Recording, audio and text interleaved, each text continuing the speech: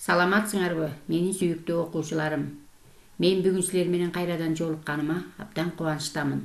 Бүгүн бизде кыргыз тил сабагы.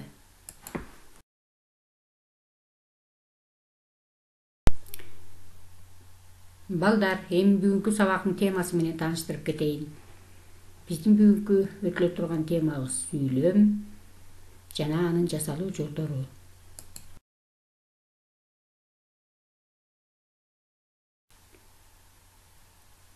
Эми балдар, бүгүнкү биздин сабактын максаты менен тааныштырып коеюн. Акыра жана коделек текст аркылуу сүйлөм жөнүндө окуучулар жалпы маалымат алышат. Окуучулардын сөз байлыгы, сүйлөө кеби, туура сабаттуу жазуусу калыптанат. Камкордуулукка, башкалардын пикирин кунт коюуга билүүгө, өзүнүн оюн жеткиликтүү айта билүүгө тарбияланышат.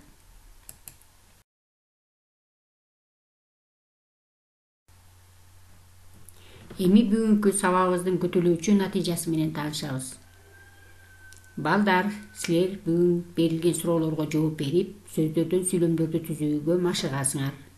Сөз байлыгыңар, байланыштуу кебиңер, сабаттуу жазууңар калыптанат. Текст аркылуу адамгерчиликке, кечиримдүүлүккө, сезимтал болууга тарбияланасыңар.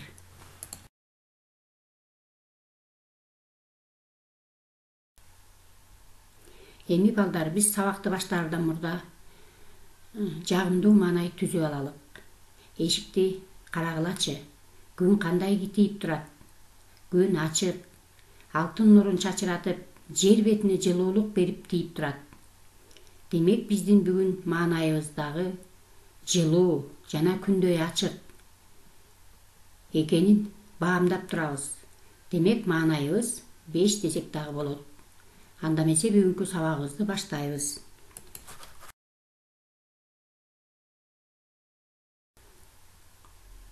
Балдар, 106 беттеги акыра менен коделек деген текстти мен азыр үн чыгарып көркөм окуймун, силер кунт коюп угуп турасыңар. Алыскы Африка деген жерде, кулак угуп көз көрбөгөн чөлдө абдан тентек коделек жашады. Бир күнү ал оюн салып бара жатып, акырага жолукту. Анын асман тиреген узун мойнуна таңыркап минтип сурады. Акыра, сага мынчалык куркуйган узун мойундун эмне кереги бар? Акырага коделектин суроосу жакпай калды. Аны билгиң келсе жүр, артымдан ээрчи, деди ал кычырданып.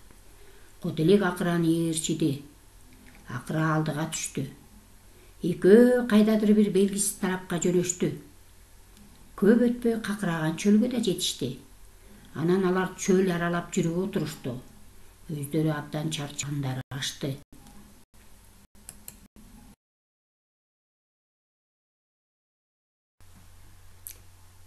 Бир кезде жашыл десе жашыл, бийик десе бийик өскөн жалгыз даракка туш болушту. Акыра моюнун созуп жалбырак үзүп жеди. Бах, абдан даамдуу жалбырак тура, деди ал коделектин шилекейин агызып. Аны көргөн коделектин оттогусу келди. Мына балдар, ушуну менен биздин бүгүнкү текстибиздин 1-бөлүгү аяктады. Ал эми 2-бөлүгү эмне менен башталат деп ойлоп турасыңар, я балдар? Муну биз кийинки сабакта 2-бөлүгүнөн таанышабыз.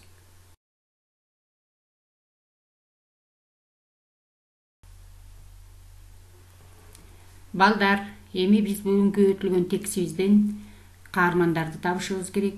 Ошондой эле эмне жөнүндө окуя болду? Окуя болгон жер кайсы жер? Ошондой эле кайсы мезгил экендигин билебиз. Демек, бүгүнкү биздин текст эмне жөнүндө сөз болду, балдар? Акыра менен коделек. Акыраны дагы кандай атап жүрөбүз? Жираф деп. Биз балдарга көбүнчө жираф деп айтсак эмне болот, балдар? Түшүнүктүү болот, Эми жираф кайсы жакта жашайт, балдар? Акыра Африкада жашайт экен. Ал эми коделекти билесиңерби? Коделек деген эмне? Кичинекей эшектин кичинекей баласы. Окуя кайсы жерде болуп жатат, балдар? Африканын чөлүндө экен.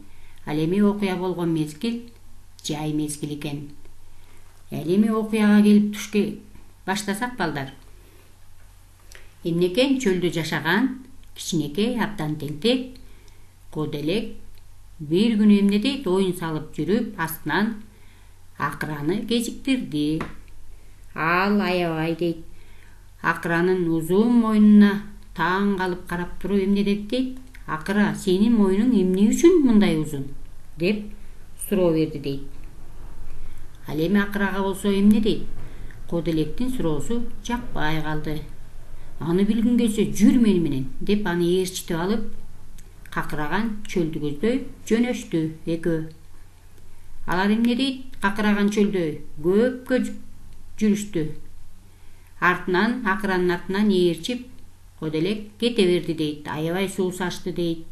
Аябай ачка болушту дейт. Бир кезде астынан бийик өскөн даракка туш келишип, акыра барып эмне дейт, узун мойнун созуп, бийик дарактагы бутактагы жалбырактарды жей баштады дейт. Анан эмне деди? Бах, абдан даамдуу жалбырак тура деп жей баштады дейт. Ал эми Коделектин абдан эмне дейт, оттогусу келип, аны карап турду дейт.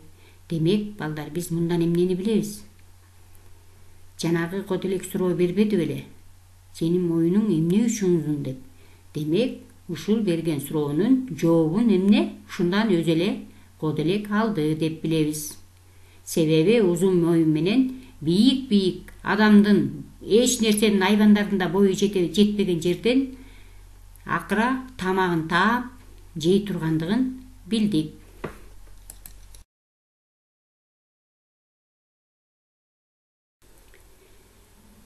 Эми балдар, силерге суроолорду берем, суроолорго жооп бересиңер. Биздин азыркы өтүлгөн текстибизде канча сүйлөм бар? Эң кыска сүйлөм кайсы? Анан эң узун сүйлөм канча сөздөн куралыптыр? Демек, тексттеги сөздөрдү канча сүйлөм бар экендигин жазып, анан айтып бересиңер эмкиде. Ал эми азыр болсо эң кыска сүйлөм кайсы? Эң узун сүйлөм канча сөздөн куралыптыр?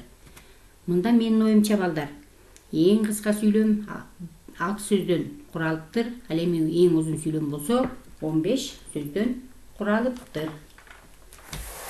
Эң кыска сөз көп өтпөй какыраган чөлгө да жетишти.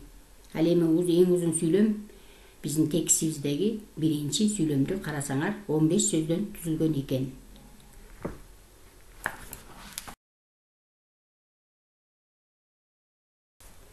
Эми балдар, биз бүгүн силердин эсиңерге салайын. Сөз эмнеден түзүлөт? Сөз тыбыштан түзүлөт. Ал эми сүйлөм сөздөн түзүлөт. Ал эми чакан кичинекей аңгемелер сүйлөмдөрдөн түзүлөт. Биз буга чейин муну өтүп келгенбиз. Мен силердин эсиңерге салып жатам. Ал эми сүйлөм деген эмне балдар? Бүткөн бир ойду билдирген сөз же бир нече сөздөрдүн айкалышы сүйлөм деп аталат. Мисалы, жаз, бак дарактар бүчүрүп айлады. Биз алардын төбүн жумшарттык, сугардык. Азыркы биздин кайсы мезгил балдар бизде? Жаз мезгили. Ушуга дал келип жатат. Бак дарактар бүчүрүп айлады. Канча сөздөн түзүлүптүр балдар? 4 сөздөн түзүлгөн жөнөкөй сүйлөм экен. Ал эми кийинки, биз алардын түбүн жумшарттык, сугардык. Бул 5 сөздөн түзүлгөн жөнөкөй сүйлөм. Биз өзүбүз дагы эмне ушундай сөздөрдөн сүйлөм түзөбүз, анан сүйлөмдөрдөн аңгеме жаратканга аракет кылабыз.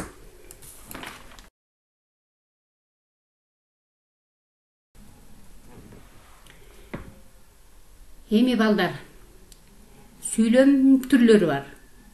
Жай сүйлөм, суроолуу сүйлөм, илептүү сүйлөм. Мен буларды силердин эсиңерге салып жатамын. Эмкиде ар бир сабагыбыз ушул сүйлөмдүн түрлөрү менен болмокчу.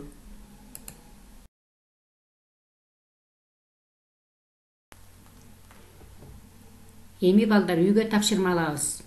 Бүгүнкү өтүлгөн Жыраак менен Коделек деген текстти көркөм окуп, текстте канча сүйлөм бар экендигин билип келебиз. Андан тышкары 107 беттеги 5 көнүгүү ырды жаттайбыз. Жана ошондой эле өзүбүз дагы ушундай ырларды чыгарганга аракеттенебиз.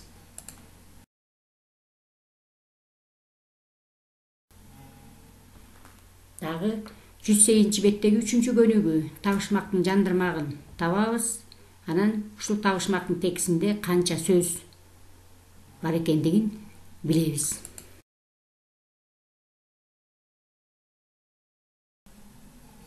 Эми балдар, сабагыбыз ушуну менен аяктады. Көңүл бурганыңар үчүн чоң рахмат. Кийинки сабакта көрүшкөнчө саламатта калгыла.